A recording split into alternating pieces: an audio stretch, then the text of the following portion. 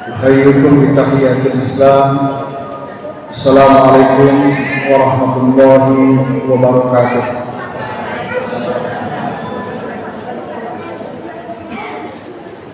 Yang saya hormati dan mudah-mudahan dimuliakan Allah Subhanahu wa taala, Bapak dan Ibu, orang tua, wali siswa kelas 5 dan kelas 6 Sekolah Dasar Islam Terpadu Tahfidzul Quran Ihya Sunnah Tasikmalaya. Tentunya puji dan syukur senantiasa kita panjatkan kehadirat Allah Subhanahu wa taala atas segala limpahan nikmat, karunia dan anugerah yang begitu deras mengalir kepada kita sekalian yang diberikan oleh Allah Subhanahu wa taala, sehingga tentunya kita sekalian tidak punya kemampuan, tidak punya kapasitas untuk menghitung dan mengukur berapa banyak karunia anugerah yang Allah berikan kepada kita. Posisi kita adalah hanya bagaimana kita menjadi orang-orang yang mengingat akan anugerah karunia yang Allah berikan kepada kita dengan bentuk rasa syukur kita kepada Allah Subhanahu wa taala. Wa in ta'uddu ni'matallahi la tuhsuha.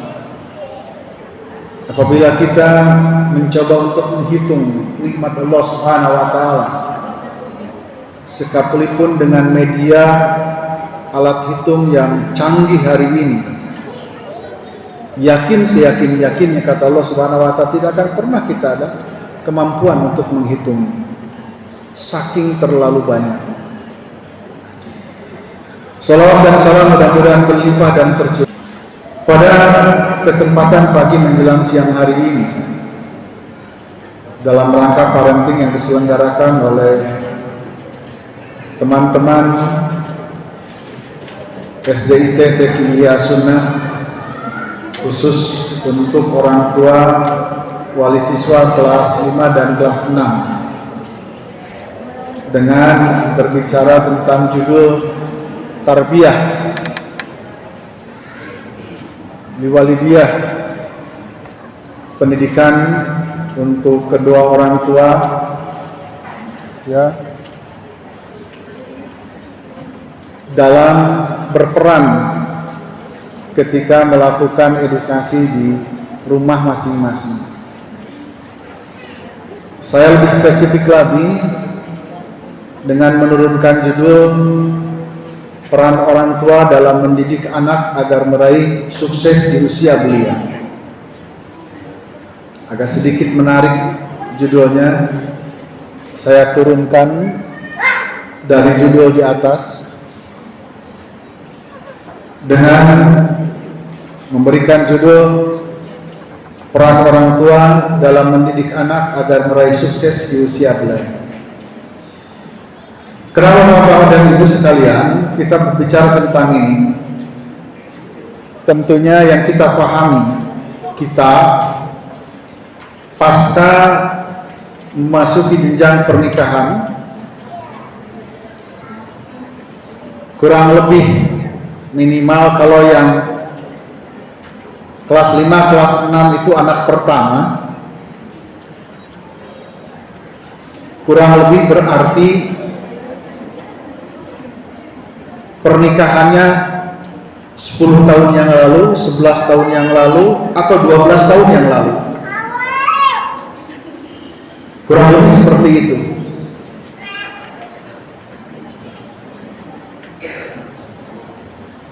Ketika 10, 11, 12 tahun yang lalu Allah memberikan anugerah dengan lahirnya putra dan putri kita yang merupakan buah dari bertemunya kasih sayang kita antara suami dan istri secara fitrahnya manusia,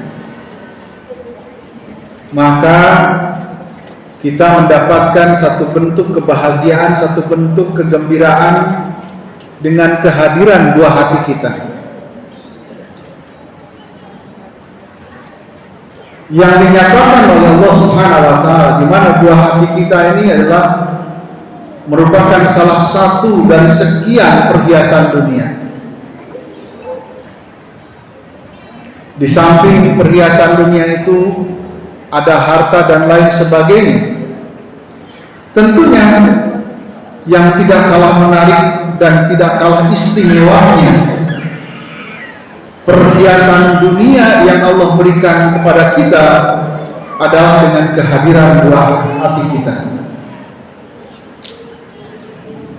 Maka Allah menyampaikan di dalam surah Al-Kahfi, surah yang ke-18 ayat yang ke-46. A'udzubillahi minasyaitonir rajim. Al-malu wal banuna zinatul hayah. Harta dan anak keturunan kita ini, zinatul hayah, adalah merupakan perhiasan di dalam kehidupan ini. Zinatul hayah di dunia, inilah merupakan perhiasan dunia.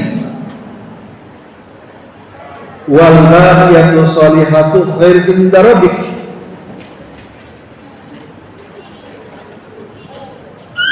Tetapi tentunya amal-amal yang soleh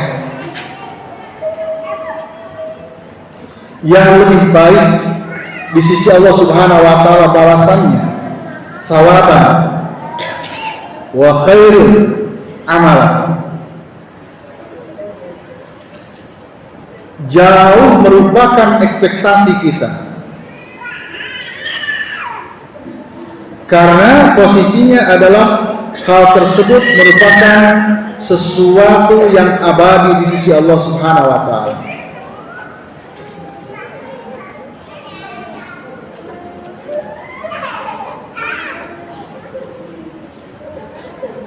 Bapak dan Ibu yang saya hormati,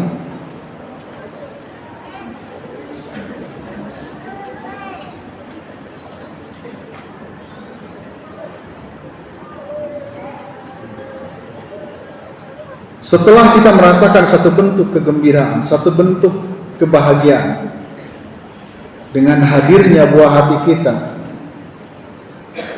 terasa sempurna dan lengkap sudah ketika kita berkeluarga, berumah tangga. Karena apa? Karena buah hati ini adalah merupakan sesuatu yang kita idam-idamkan ketika kita memahami hakikat tentang pernikahan. Kalau yang tidak memahami hakikat pernikahan mungkin tidak akan merasa istimewa dengan kehadiran buah hati itu. Tetapi ketika orang memahami hakikat pernikahan yang dimaksud oleh Allah dan Rasulullah SAW, maka dengan kehadiran buah hati ini adalah sesuatu yang teramat sangat istimewa buat kita semua.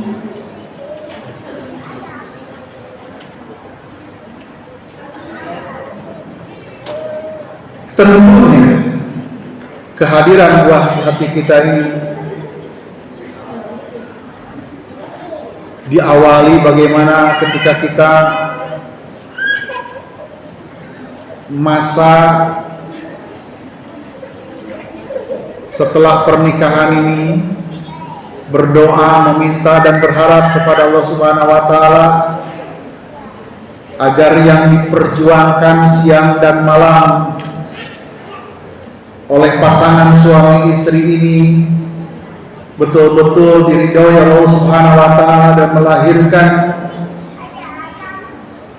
cetakan yang soleh dan soleh, dengan harapan satu saat nanti anak ini sukses dan gemilang, baik buat kita di keluarga, apalagi yang lebih besar bagi umat Islam tentunya, Dan perlu dicatat dan diingat, kesuksesan yang paling hakiki ketika berbicara tentang anak yang sukses di dunia tentunya adalah harus sukses nanti di akhirat. Seperti yang mudah kita pahami dengan istilah doa sapu jagat. Yang paling mudah itu doa apa? Doa sapu jagat, jami, mani, singkat, padat, mencakup harapan dan keinginan kita. Apa itu? Rabbana atina fid dunya hasanah wa fil akhirati hasanah wa qina azabannar. Ketika seseorang itu diminta untuk berdoa, maka doa yang paling mudah diingat, dihafal, dan diucapkan itu dengan istilah doa sapu jagat. Karena jami, mani, kalimatnya mencakup harapan dan keinginan kita semuanya. Makanya ini doa, salah satu doa yang dibacakan ketika kita dari sudut mana ke sudut mana, ketika siapa yang pernah melakukan tawaf di Baitullah masih ingat? Salah satu lantunan doa yang diucapkan hanya doa ini, dari sudut mana ke sudut mana. Ada yang ingat? Bu Haji, Pak Haji, Bu Umroh, Pak Umroh, Haji kecil, Haji besar. Ada yang ingat?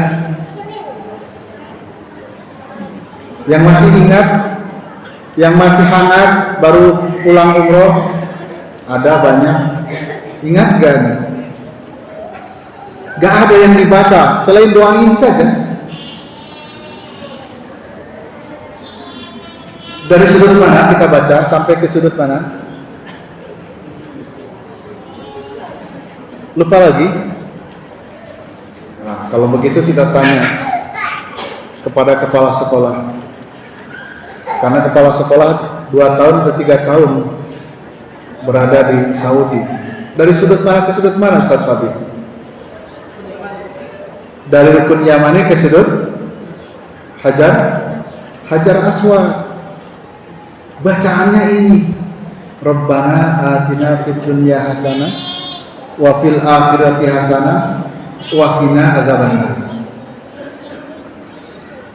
Bapak Ibu sekalian, doa ini tertera dalam surah Al-Baqarah ayat yang ke-201.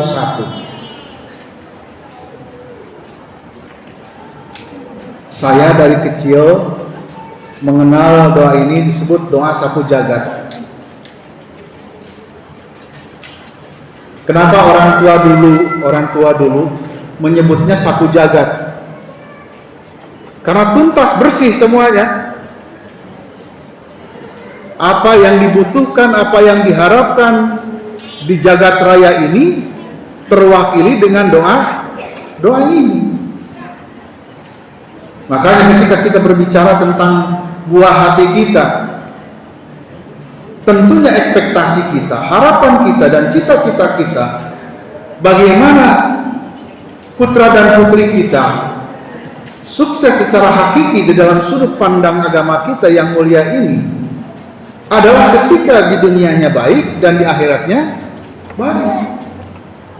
Apa yang kita perjuangkan untuk buah hati kita ini adalah menjadi sesuatu yang bisa menyelamatkan kita. Karena apa yang didapatkan daripada anak kita, itulah bimakasabtum, kata Allah Subhanahu wa Ta'ala, itulah yang engkau perjuangkan.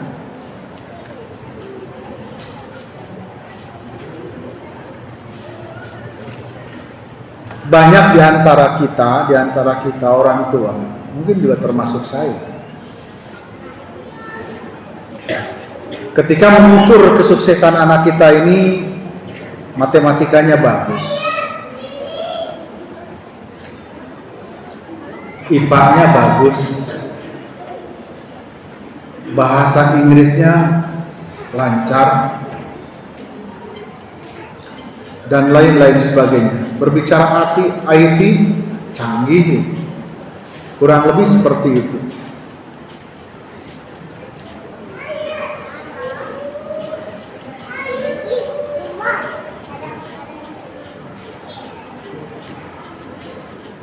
Ada di antara anak-anak kita yang sudah dinyatakan lulus di kita ini, orang tua bertanya, "Ustaz, maaf, ada satu hal yang masih mengganjal di hati kami." "Apa itu, Pak, Bu?" "Pengetahuan umumnya kok kurang, Ustaz." "Oh iya, secara umum kemarin-kemarin kurang." "Oh iya, saya tidak mengingkari akan hal itu, karena memang kita berangkat dengan wujudnya lembaga pendidikan ini adalah yang paling pertama langkah kita, bagaimana anak-anak kita ini adalah mempunyai akidah yang lurus, dihiasi dengan akhlakul karimah. Baru yang ketiga, mempunyai bekal pengetahuan yang cukup luas. Ini langkah-langkahnya. Mungkin baru langkah yang pertama, kita membicarakan tentang anak-anak kita ini untuk terselamatkan dari pemahaman kesyirikan, lurus akidahnya, lurus tauhid. Ya. Kemudian mempunyai akhlakul karimah, akhlaknya baik.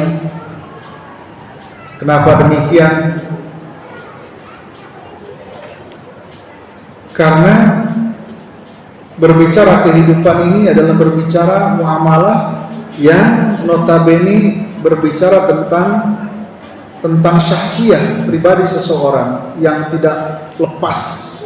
Berbicara syahsiah ini adalah berbicara tentang adab, tentang perilaku, tentang etika, akhlak.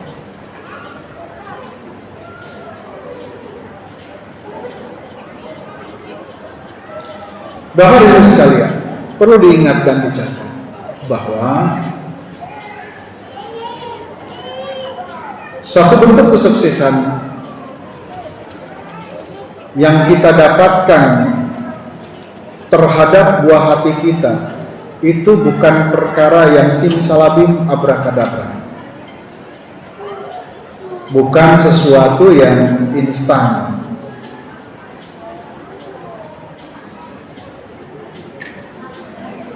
Tetapi hal itu perlu diperjuangkan oleh kita semua sebagai orang tua, karena orang tua mempunyai peran yang sangat besar dan cukup penting untuk mencapai kesuksesan tersebut. Rasulullah SAW mengingatkan kepada kita, kullu mauludin yuladu alal fitrah. Setiap buah hati kita lahir ke dunia ini dalam keadaan suci, dalam keadaan bersih, dalam keadaan fitrah. Fa'abawahu, maka prosesnya bergantung kembali kepada kedua orang tua kita, ayah dan bundanya, abi dan uminya, bapak dan ibunya. Yuhawidanihi au yunasironi, apakah menjadi seorang Yahudi atau menjadi seorang Nasrani atau seorang Majusi. Kama salil bahimah tuntajul bahimah hatarofiha jad'a.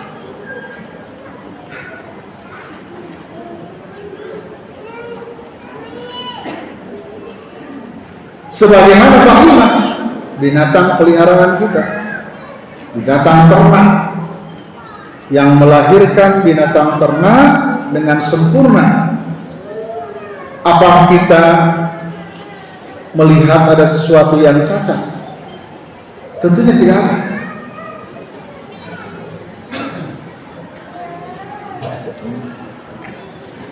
Dari hadis yang mulia baginda Rasulullah SAW ini, kita bisa mengetahui bahwa orang tualah, kitalah yang memiliki andil yang cukup besar untuk menjadikan anak kita seorang muslim atau bukan seorang muslim. Naudzubillah wal iyadu billah. Hari ini di-share secara masif, seseorang menyatakan menjadi murtad ketika melihat Yesus berada di pinggir Ka'bah ketika saya melakukan umroh. Ini adalah dusta yang sangat nyata.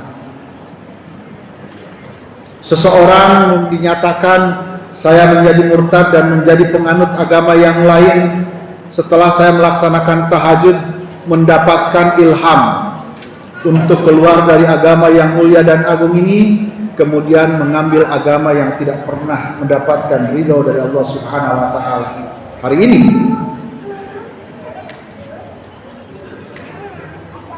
karena sudah dinyatakan oleh Allah Subhanahu wa taala, inna dina indallahil Islam. Terus banyak-banyak lagi. Ada lagi cerita ustadz yang terkenal kemudian beralih profesi dari ustadz menjadi penginjil. Karena apa? Karena mendapatkan temuan begini dan begini. Itu adalah kebohongan yang nyata. Kembali, bagaimana peran kita yang cukup besar ini untuk membentuk buah hati kita menjadi seorang muslim yang mempunyai akidah yang kuat, akhlak yang mulia, punya pengetahuan yang cukup, sehingga buah hati kita tidak hanya KTP-nya menjadi seorang muslim nanti di kemudian hari, atau terjebak dengan pemahaman Islam yang diberikan kebebasan yang diajarkan oleh yang baru kemarin meninggal beberapa hari yang lalu, seorang profesor doktor yang kebetulan saya sering bertemu minimal 1 tahun 1 kali di kedutaan Jepang dengan beliau, dengan segala pemikiran liberal.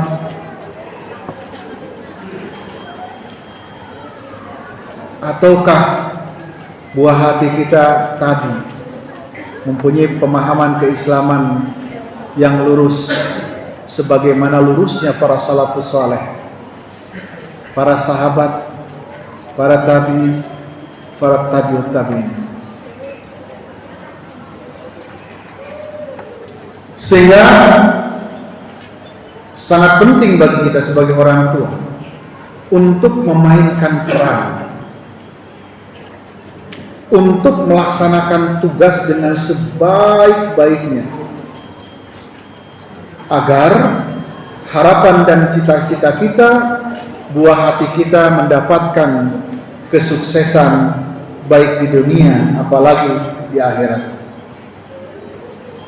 Apalagi yang kita sebutkan di judul di awal ketika masih di usia belia, ya, mendapatkan kesuksesan. Apa yang dimaksud sukses? Dunia dan akhirat.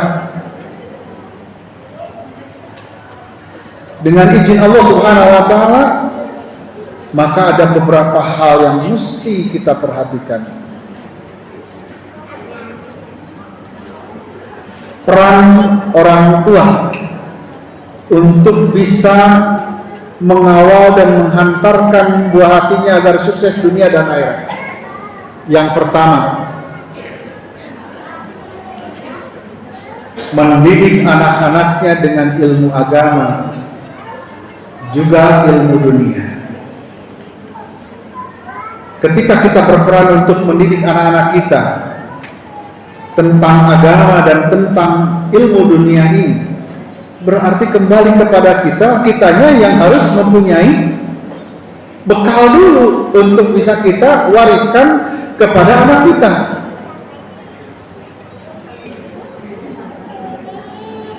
Banyak sekali firman Allah Subhanahu wa taala yang memerintahkan kepada kita orang tua untuk mendidik anak kita dengan baik. Karena begitu bersemangat, ya, ingin banyak buah hati, tetapi pendidikannya tidak diperhatikan, itu bahaya.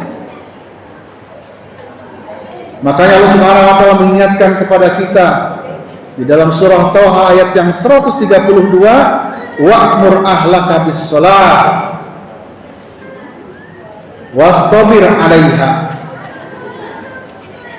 Perintahkan kepada keluargamu, kepada anak-anakmu untuk mendirikan salat dan bersabarlah kamu di dalam mengerjakannya. Subhanallah, Bapak dan Ibu sekalian, hari ini itu cukup sulit sekali.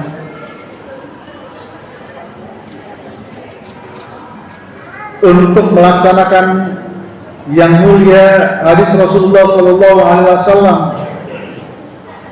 wadribu, ajarkan kepada anak-anakmu ketika 1 sini 7 tahun. Untuk apa? Untuk melaksanakan sholat. Sulit hari ini. Saya nggak membicarakan orang lain, termasuk saya juga sulit hari ini. Tantangannya luar biasa.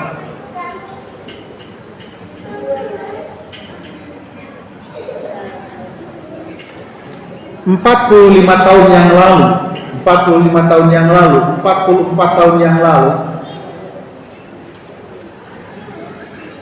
usia 7 tahun itu sudah bisa sholat.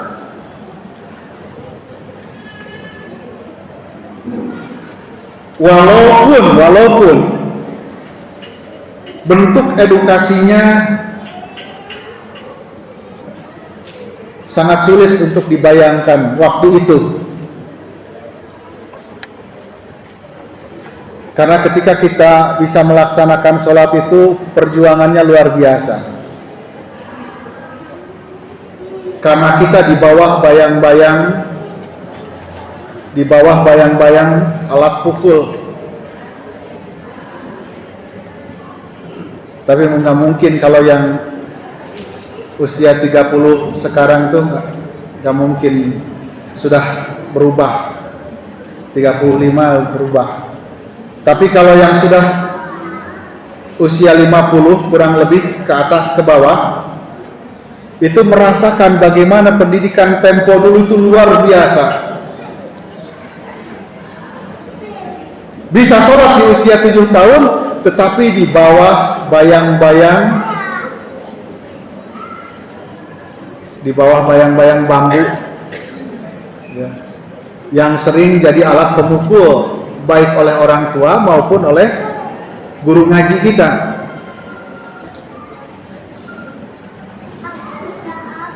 Ya, kebetulan kalau saya lihat ini bapak-bapak yang ada di hadapan saya itu maksimal masih seusia saya lah, 50, 51.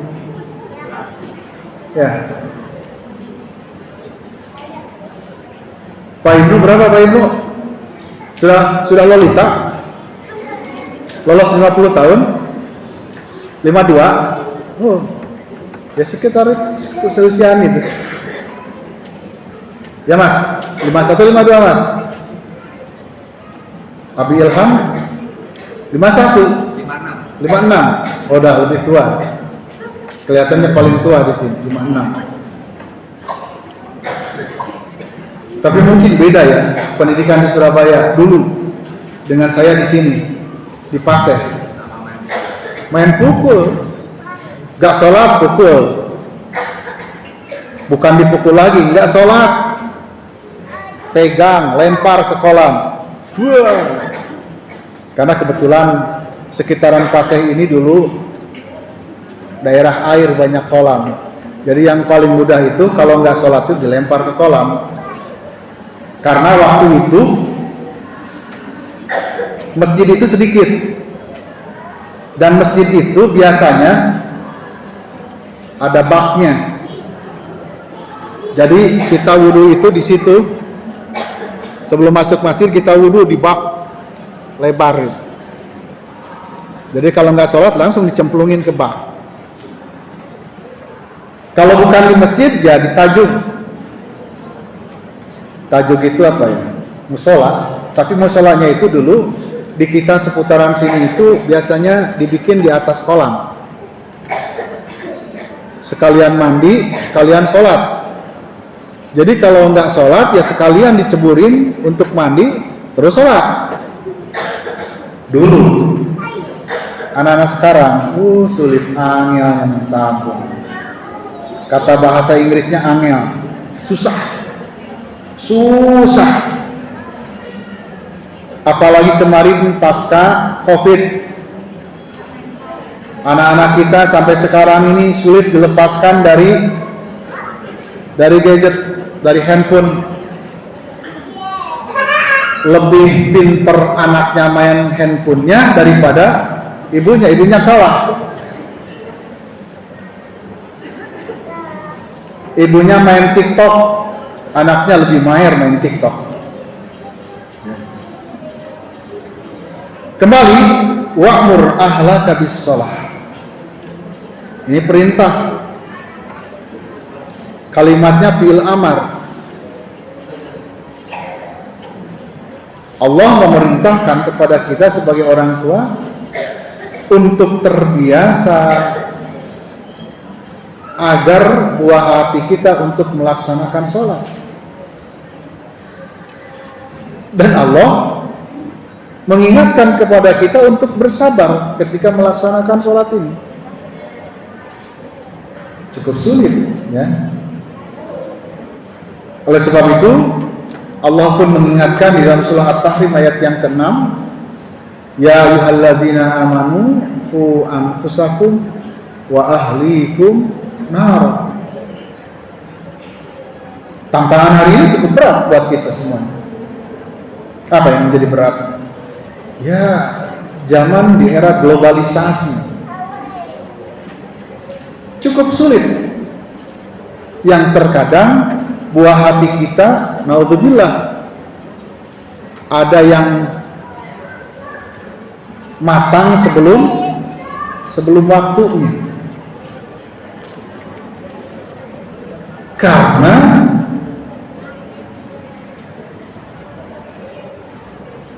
perkembangan zaman yang tentunya tidak bisa kita antisipasi terhadap anak-anak kita. Ada anak-anak kita yang baik secara usia kronologis maupun secara usia biologis itu tidak sejalan, lebih.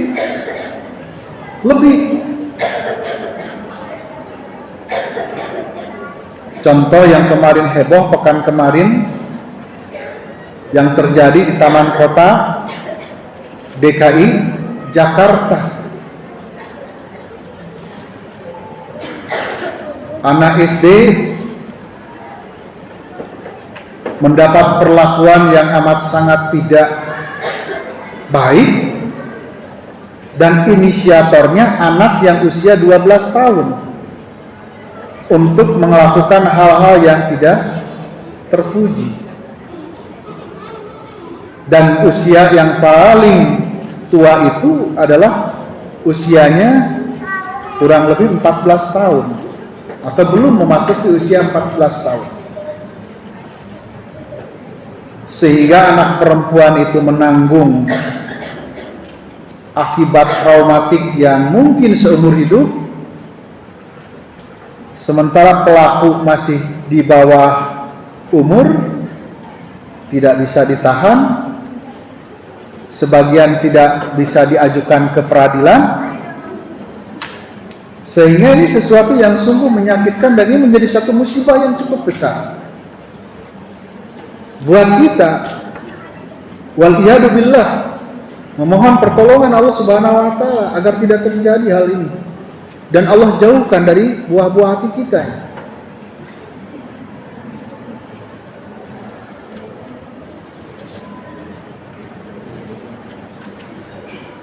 Ini Allah mengingatkan kepada kita bagaimana kita berperan untuk bisa menjauhkan buah hati kita dari ancaman Allah Subhanahu wa taala, dari ancaman api neraka, agar selamat di dunia dan selamat di akhirat. Ini yang pertama. Kemudian yang kedua, ini peran bapak-bapak agar mendapatkan kesuksesan buat buah hati kita di usia belia. Berikanlah nafkah yang halal. Karena kita memahami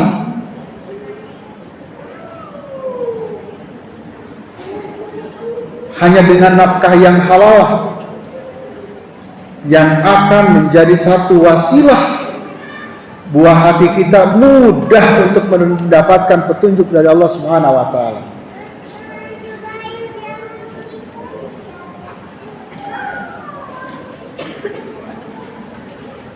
Dalam kitab Syiarul Alam An-Nubala diceritakan bagaimana para salafus saleh dulu, seperti Imam Syafi'i, mudahnya beliau menghafal Quran 30 juz di dalam usia belia 7 tahun. Menghafal Al-Muwatta dihafal dalam usia 9 tahun. Al-Muwatta Imam Malik itu sudah ada di kepalanya. Padahal cukup panjang dan cukup sulit. Saya baca mulahosnya saja tadi, karena beliau ini meninggal di usia 179 tahun Hijriah. Dan beliau ketemu sahabat. Berarti beliau adalah tabi'in.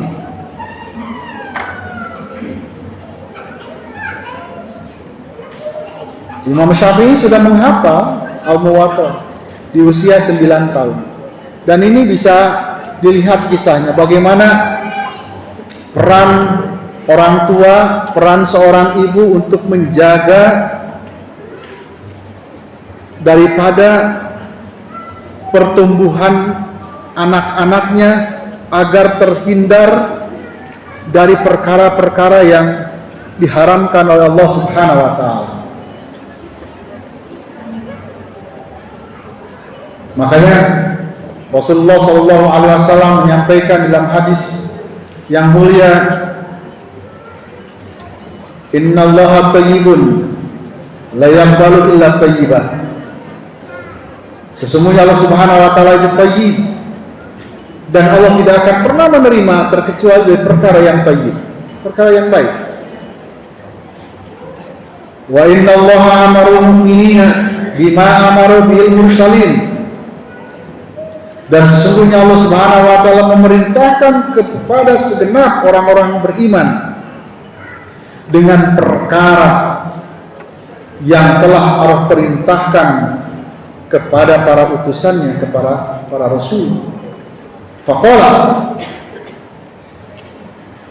Nabi SAW kemudian menyampaikan firman Allah Subhanahu wa taala, Ya ayyuhar rasul, kulu min thayyibat wa amalu sholihah inni bima ta'maluna alimun thayyibat ma razaqnakum.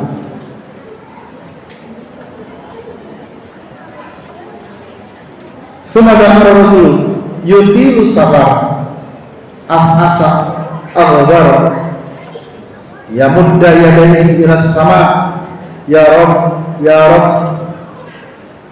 wa mat'amuhu haramun wa masrabuhu haramun wa malbasuhu haramun wa ghadiya bil haram fa anna yustajaba lidzalik.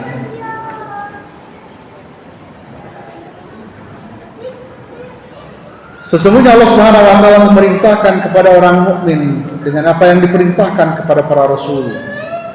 Wahai Rasul, kulu, makanlah minat thayyibat, dari perkara-perkara yang thayyib, ma razaqnakum, dari apa yang telah aku rezekikan, kata Allah Subhanahu wa taala kepada kalian semua. Wa'malu shalihan, setelah engkau memakan makanan yang thayyib, yang halal, maka berbuatlah dengan amal yang baik. Inni bima ta'maluna alim, karena sesungguhnya kata Allah Subhanahu wa taala, aku terhadap segala sesuatu maha mengetahui. Maka kemudian Rasulullah SAW mengingatkan, ada seseorang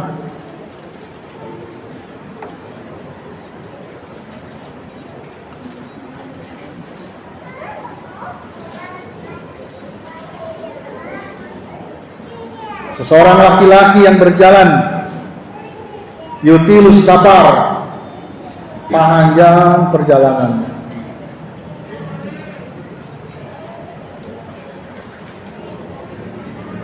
as-asa aghbar, karena jauhnya perjalanan yang ditempuh oleh orang tersebut, maka kelihatan penampilannya dekil and dekuma,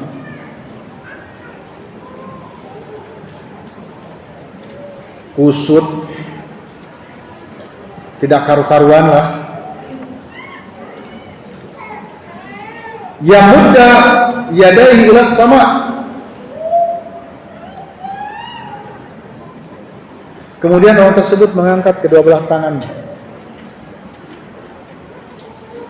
Ya Rabb, ya Rabb, ya Rabb. Mengangkat kedua tangannya meminta kepada Allah Subhanahu wa taala,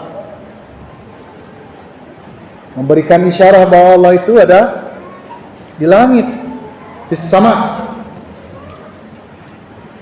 bukan Allah di mana-mana.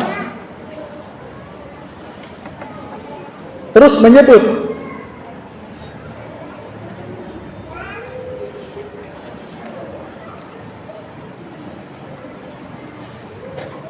kata Rasulullah SAW, wa mat'amuhu haramun, mengangkat kedua belah tangannya, memelas kepada Allah, tetapi sayang apa yang dimakannya haram. Wa masrabu haram, apa yang diminumnya yang haram. Wa malbasuhu haramun, apa yang dipakainya juga haram. Wa ghudhiya bil haram,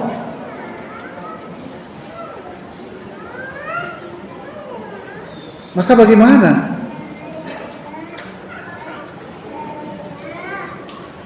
dengan sesuatu yang haram,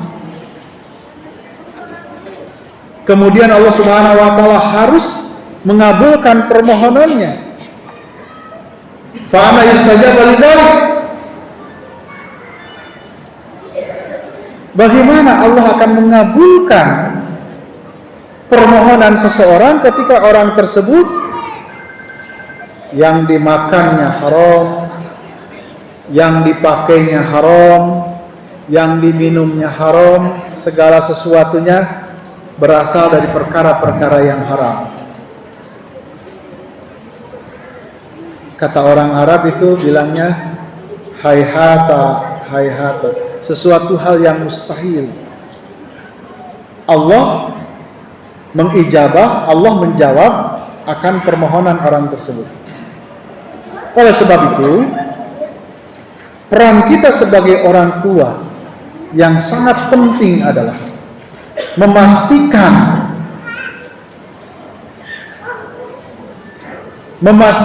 apa yang dimakan, apa yang dipakai, apa yang diminum oleh buah hati kita itu adalah sumbernya halal. Makanya di sini peran ibu sangat penting untuk senantiasa bertanya kalau ada hal-hal di luar kebiasaan. Abi, ayah, pak, ini dapat rezeki dari mana kok nggak biasanya?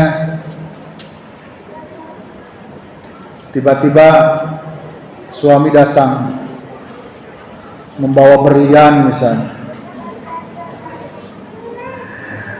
ya, atau sesuatu hal yang di luar kebiasaan. Tiba-tiba datang, maaf, Abi ini dapat rezeki dari mana? Ya, dapat rezeki dari mana? Kamu perempuan diam aja, yang penting ada aja. Yang nggak bisa begitu. Agama kita mengajarkan untuk teliti dan hati-hati bertanya.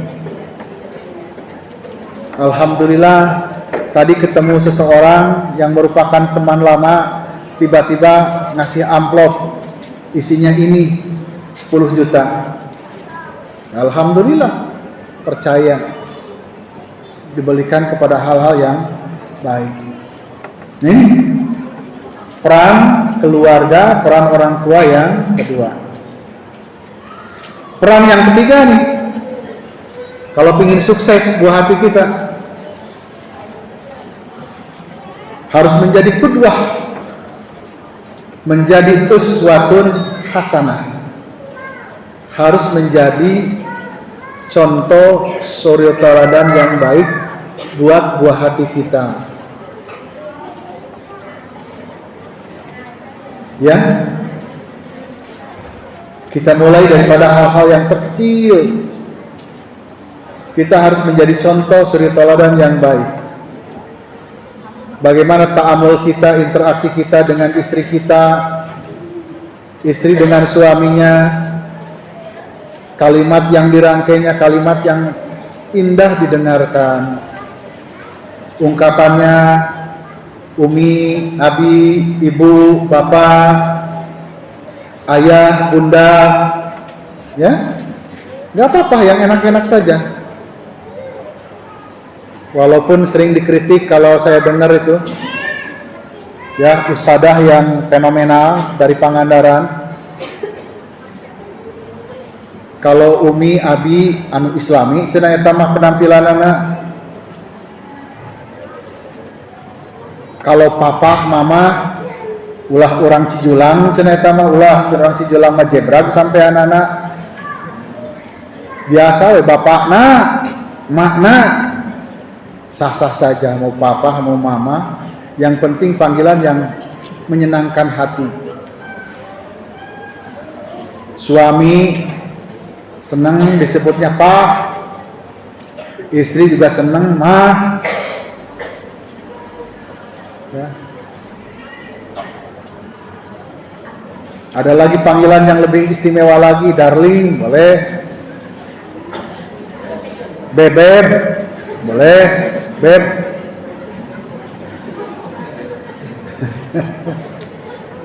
Gak apa-apa, yang asik-asik saja, selama tidak keluar dari syariat. Ya, menjadi uswah, menjadi qudwah buat keluarga kita. Rasulullah SAW kedudukannya sebagai uswatuna wa qudwatuna, sebagai suri tauladan yang baik.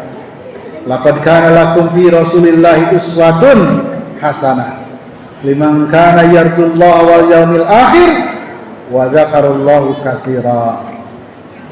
Di dalam surah Al-Ahzab ayat yang ke-21 Allah mengingatkan kepada kita paripurna.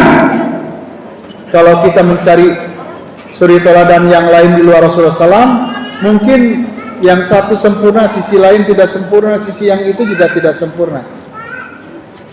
akhirnya kecewa.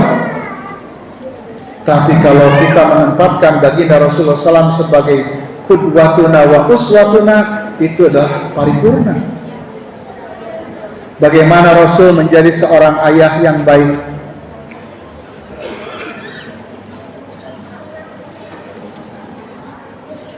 mendidik anaknya dengan penuh kasih sayang, mendidik cucunya penuh dengan rahmah, tidak dihiasi dengan hauk polotot. Tahu bu hauk polotot bu? Kepada anak kita hauk polotot, bahasanya sugal garihal, kasar, kayak jalan yang belum diaspal. Ya, ini berbahaya terhadap putra putri kita. Maka dulu Ustadz kita, Ustadz Abu Rizal rahimahullah ta'ala, sering menyampaikan dan memberikan tamsil bagaimana anak-anak kita dalam masa usia perkembangan otaknya, perkembangan psikologinya. Jangan sampai terjadi kerusakan-kerusakan perkembangan otaknya karena perbuatan kita yang mempunyai sifat hauk porogoh, sugal jeung garihal, ya, bari jeung popolotot terhadap buah hati kita.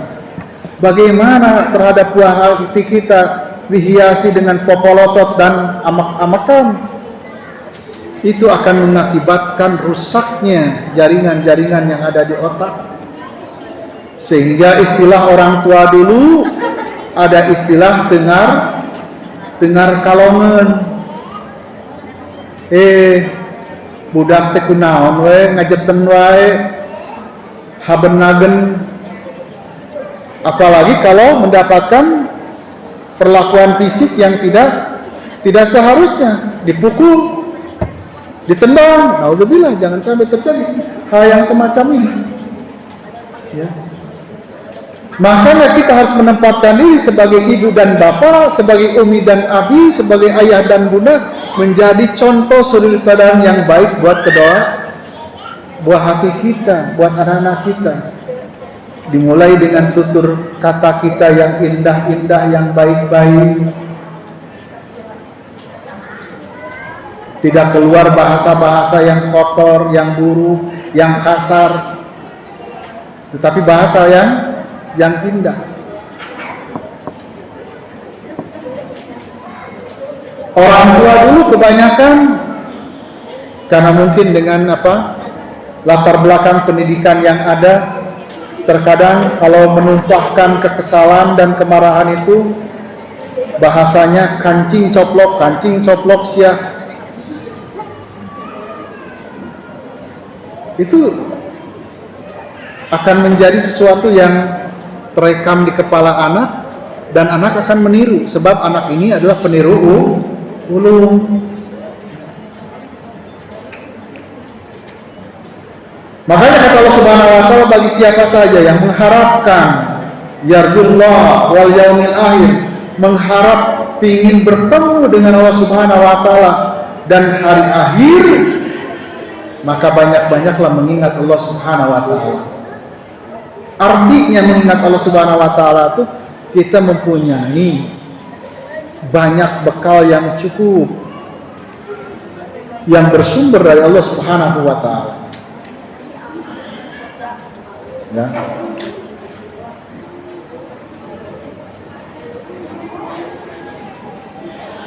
Jadi jangan sampai popolosok kabudak salat jam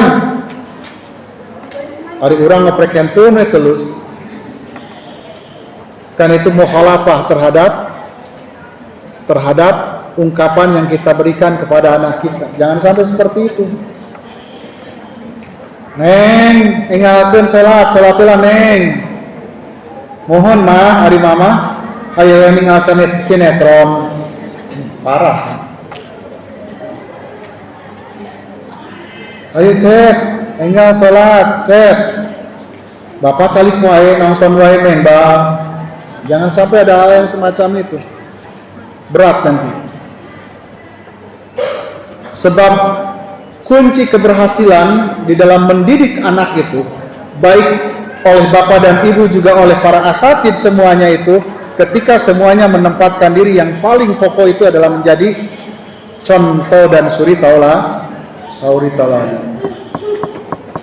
Ini mesti diingat oleh semua. Ketika di rumah mempunyai figur yang baik dari kedua orang tuanya, ketika di sekolah pun sama, mendapatkan figur yang baik daripada guru-gurunya. Sehingga harus berimbang antara di rumah dan di sekolah. Jangan sampai di sekolah berjuang, di rumah kendor. Di rumah berjuang, di sekolah kendor. Semuanya harus senada dan seirama. Yang terakhir perannya adalah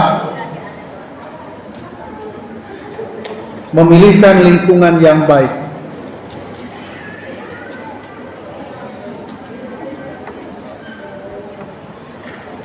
Rasulullah SAW mengingatkan di dalam hadis yang diriwayatkan Imam Tirmidzi, ar-rajulu ala dini khalilih falyanzur ahadukum man yukhalil. Seseorang itu bergantung kepada agama temannya. Barang siapa yang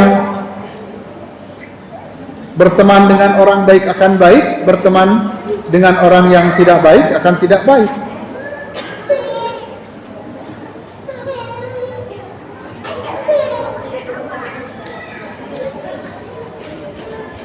Oleh sebab itu,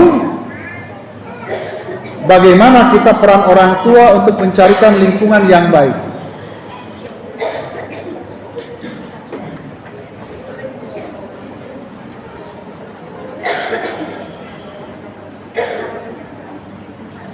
Makanya kita, Bapak dan Ibu, untuk usia SD ini kita melakukan full day school. Bukan tanpa tujuan. Dulu kita mengawali anak SD ini kita sama boarding pesantren. Berapa tahun saya lupa. Sampai kita mendapatkan peringatan dari seseorang yang memang mempunyai latar akademisi yang cukup dan diakui secara nasional internasional bahwa beliau ini adalah mempunyai kemampuan di dalam ilmu pendidikan. Beliau termasuk mengingatkan saya untuk tidak nekat anak usia SD diasramakan, dipesantrenkan. Kenapa? Karena keberadaan anak-anak seusia SD ini masih memerlukan lingkungan kedua orang tuanya. Peran orang tuanya cukup besar untuk bisa mendidik anak-anaknya. Sehingga kami pada saat itu pun memutuskan untuk berlaku surut, anak-anak ini tidak lagi diasramakan. Sampai kalau waktu dulu orang tua dari Jabodetabek ini sampai kontrak rumah di sekitar sini, sampai ada yang beli rumah di sini, menyimpan tantenya, menyimpan pembantunya, ya, untuk mengontrol anak-anaknya di asrama. Ketika kami nyatakan berlaku surut, tahun demi tahun untuk kembali kepada orang tua, sehingga berubah dari sistem asrama menjadi full day school. Kenapa demikian, Bapak dan Ibu? Karena kami berharapkan bahwa kita ingin membentuk satu lingkungan, satu bi'ah. Anak-anak ini kemampuannya itu dari mulai pagi sampai kurang lebih jam 4. atau untuk level 1 dari pagi sampai jam 2, agar dominan di lingkungan pendidikan seperti ini. Ketika pulang ke rumah itu, anak-anak kita itu sudah cukup lelah, sehingga yang dibutuhkan itu adalah istirahat di rumah untuk bisa bercengkrama dengan orang tuanya. Walaupun mungkin ada sebagian orang tua yang pada jam tersebut tidak ada di rumah, tetapi minimal ibunya ada di rumah untuk bisa bersentuhan dengan anaknya. Sehingga Bapak dan Ibu ketika pulang di rumah ini hanya mendapatkan waktu sisa untuk bercengkrama dengan ibu dan bapak. Kemudian ibu dan bapak ini membangun hubungan emosional yang lebih intens lagi dengan cara berkomunikasi yang baik, dengan kalimat-kalimat yang sederhana. Nah, tadi di sekolah belajar apa saja? Ya Mi, ya Ibu, tadi belajar sama Ustadz Yusuf, belajarnya ini. Coba lihat mana tadi yang dipelajari itu. Terus, nah tadi sama teman-temannya asik gak? Asik Bu. Tadi kita main bersama, kita makan snack bersama. Nah, snacknya apa tadi yang diberikan oleh Bapak dan Ibu Guru? Snacknya tadi yang diberikan itu spaghetti. Bu, enak gak spaghettinya? Enggak Bu, kenapa gak enak? Asam. Betul gak benar asam? Betul. Coba besoknya telepon wali kelasnya, Bu maaf, barangkali ini benar informasi yang saya dapatkan bahwa kemarin anak saya dikasih makanan spaghetti tapi asam. Betul apa tidak?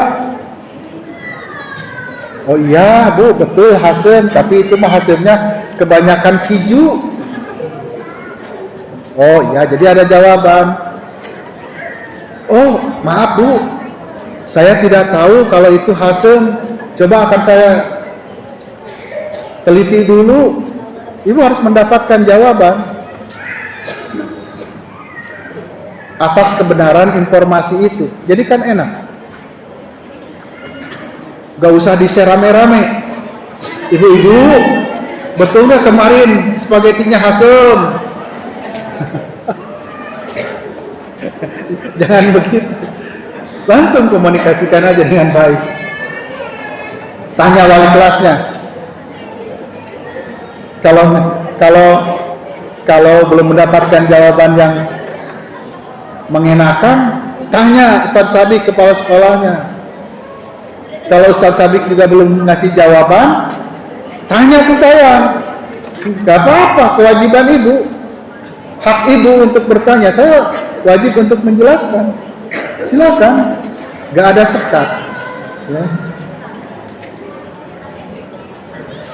Bapak Ibu sekalian, tentunya tadi untuk mendapatkan kesuksesan untuk buah hati kita kembali diingatkan, itu kembali kepada peran kita sebagai orang tua. Pertama, mendidik anak-anak kita dengan ilmu agama dan ilmu dunia. Ketika kita tertuntut untuk mendidik kepada anak kita dengan ilmu agama, berarti sebelum anak kita dulu yang harus punya ilmu agama tersebut. Makanya kita diingatkan bahwa mencari ilmu itu dari mulai kita lahir ke dunia ini sampai kita meninggal dunia. Tidak ada ilmu penutup. Yang kedua, peran kita adalah peran suami, kolaborasi dengan istri untuk memberikan nafkah yang halal, baik yang menyangkut makannya, baik yang menyangkut minumnya, baik yang menyangkut pakaiannya, semuanya apa yang kita berikan kepada buah hati kita, semuanya sumbernya harus halal. Yang ketiga, kita harus memposisikan diri menjadi qudwah dan uswah. Ya. Dan yang keempat, kita harus memposisikan diri mempunyai peran untuk memperjuangkan anak-anak kita supaya anak-anak kita, buah hati kita berada di lingkungan yang baik. Kenapa? Karena lingkungan itu paling besar menentukan hasil yang didapatkan buah hati kita. Anaknya hebat, hafalannya hebat. Ini Bu, lingkungan ini, lingkungan Ihya Sunnah, perlu diingat dan dicatat, bukan lingkungan yang maksum, yang terjaga dari kekurangan, yang terjaga daripada kehilapan. Ada Bu, ada. Saya tidak akan menutupi. Hafidz Quran, orangnya baik, kelihatannya soleh di sini. Liburan panjang kemarin ketika COVID, yang tadinya tidak pernah mengerti main gadget, main handphone, ya. Setelah main handphone seperti itu, dia sudah hafal Quran 30 juz, akhlaknya baik, berubah total 180 derajat. Sampai saya harus mengeluarkan dengan rasa sakit di hati saya harus menandatangani surat pengeluaran anak tersebut karena melakukan pelanggaran yang cukup berat. Hafidz Quran,